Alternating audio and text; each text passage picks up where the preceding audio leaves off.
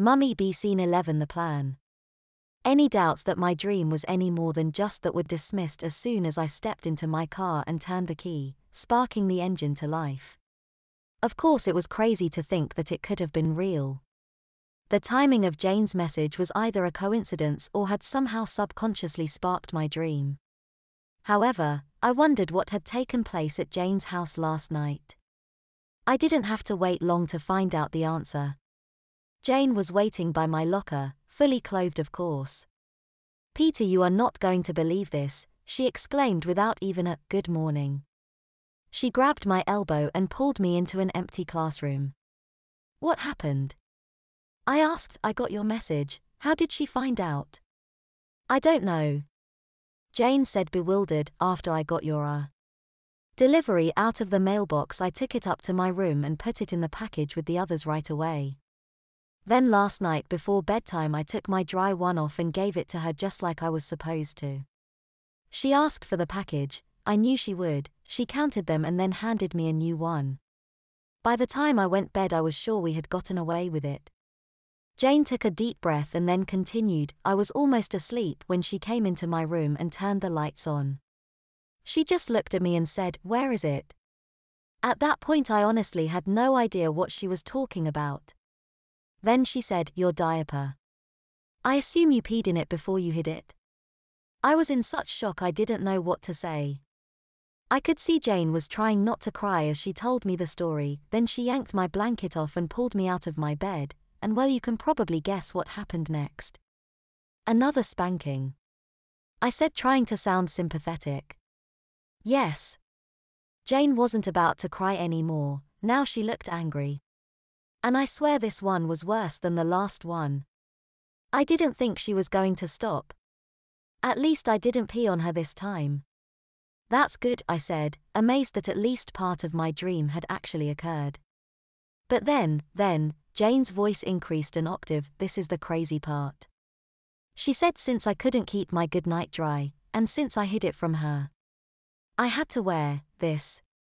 With that she lifted the ankle-length dress she was wearing just far enough to expose what she had on underneath. I had to stop myself from audibly gasping. Jane was no longer wearing a goodnight. Where I saw pink and purple butterflies yesterday, I now saw something much less decorative. "Is that I whispered. "It's a diaper," Jane confirmed, "a real diaper. Like babies wear." "Well, this one's for adults. But still. I've never had to wear one of these before. I don't even know where she got it from." It was hard telling. "Your mom really is a bee," I said. "Tell me about it." Jane rolled her eyes. Just then the 5-minute warning bell rang. As we left the empty room and made our way to class, I couldn't help but steal a glance or two, or three, at Jane's diapered butt. To every other kid in the hallway the diaper would have been unnoticeable. But since I knew they were there, well, let's just say her butt was cuter that day than ever before, for someone who is just a friend, that is. One thing was for sure. If this fiasco between Jane and her mother continued for much longer, it was going to have a definite effect on MY grades. For the second day in a row I found myself completely unable to concentrate in class. I just hoped that Jane would tell me more at lunch. The first thing I noticed as we sat down at the same secluded corner table was that Jane was not eating. "Not hungry?" I asked, assuming that she was probably too stressed to eat. "No, I'm starving," Jane corrected me. "I haven't ate or drank anything all day." "Why?" I really wasn't thinking it through this time. "Well, this thing I'm wearing, I can't exactly just take it off and go to the bathroom, can I? What goes in has to come out, and I prefer for it not to come out in there," she said, rolling her eyes downward. The full reality of the situation suddenly hit me. "You mean she expects you to use it?" I said, stating what now was obvious. "Yes. And I can't even change until she gets home." She said since I was just going to wet myself anyway, she could at least keep me from hiding it from her. Oh my goodness, Jane. That's horrible. I was genuinely concerned for my friend. How long do you have to do this for? Just for today, thankfully, Jane replied. She said that if I learned my lesson today I could get my good nights back tomorrow.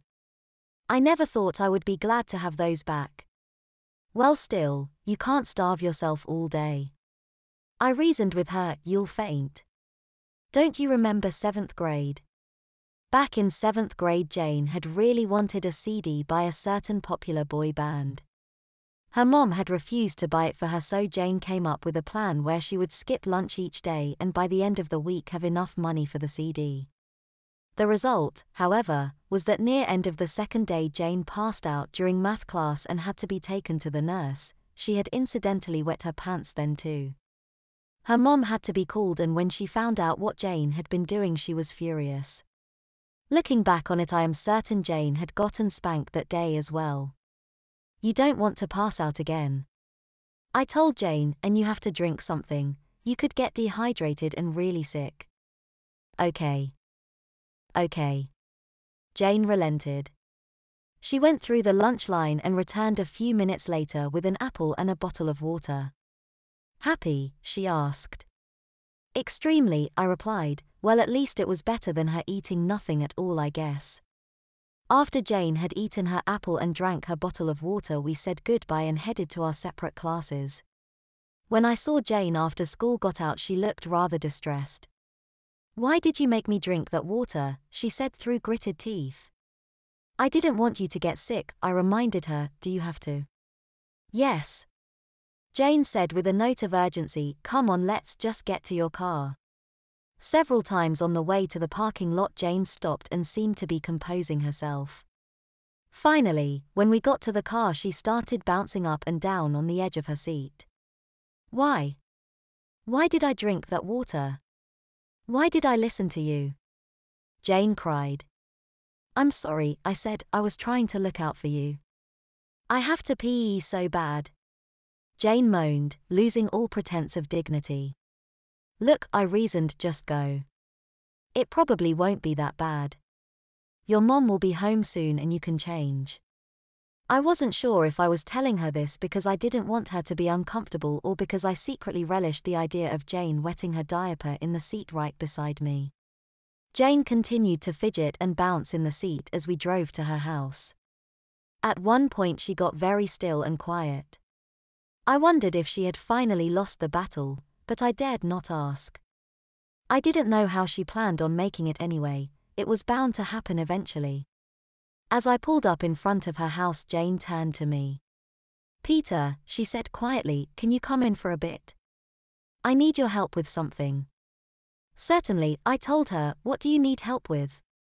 I'll tell you once we get inside, Jane replied in almost a whisper. Not quite sure what was coming next, I followed Jane inside.